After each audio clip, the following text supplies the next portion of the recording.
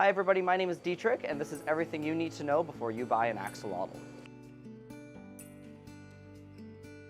By now, you've probably seen or heard of these adorable little critters. They were slowly gaining popularity, but until recently when they have gone viral. The biggest contributor to that was Minecraft. Once they got introduced as little sprites, everybody wanted them. Unlike most species of salamanders, these guys are neotenic, meaning that they stay in their juvenile state their entire life. This means they'll never develop out of their adorable gills and they'll never have to come out onto land. There is only one species of axolotl, but they can come in a very wide array of colors. There's the common varieties that you might have seen, such as the wild brown variety or the leucistic, which are the white with blue eyes. They also come in albino. You can find goldens as well as melanistic, and a really cool one is the chimera. There's also a popular GFP variety, which stands for green fluorescent protein. These ones will actually fluoresce green under blue light. Though slow and inactive most of the time, these guys are actually predators out in the wild. They'll sit there and waiting for small prey items to come by and then snatch them up before they notice. In captivity, they're going to mostly eat bloodworms. There are some pellets available, but sometimes it can be a bit difficult to switch them onto a pellet diet.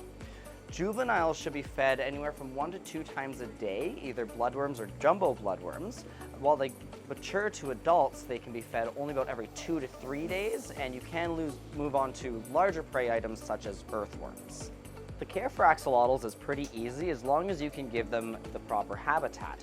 Having external gills makes them very susceptible to water quality, so you want to make sure you're doing about a 20 to 25% water change once a week. Being fed daily is when they're young. You have to make sure that you're removing any uneaten food after 24 hours, otherwise this can spoil the water. You want to have good aeration so they have lots of oxygen using a sponge filter because they don't like too much flow. It can damage their gills and makes them just very stressed in general. They come from the cold lake waters that used to surround Mexico City. Because of this, they like a temperature range of about 16 to 18 degrees Celsius, and anything above 24 degrees Celsius can potentially create some health problems. Depending on where you live in the hot summer months, you may need to use either a cooling fan or an aquarium cooler to keep it at the proper temperature. To make sure you have everything for your new axolotl friend at home, you're going to need a 20-gallon long aquarium, an air pump, a sponge filter, a water conditioner that does not contain aloe vera. You do not need a light because they come from very dark environments naturally, and we don't generally recommend substrate for juveniles. When they're full grown, if you want, you can put them on a fine sand substrate, but anything too chunky could potentially cause impaction. You're also going to want to provide them with a couple of caves and ornaments so they can kind of hide in and amongst, just because everything likes to have a little home they can feel safe in. Once again, my name is Dietrich. If you have any questions on axolotls, please come on down to the store or give us a call.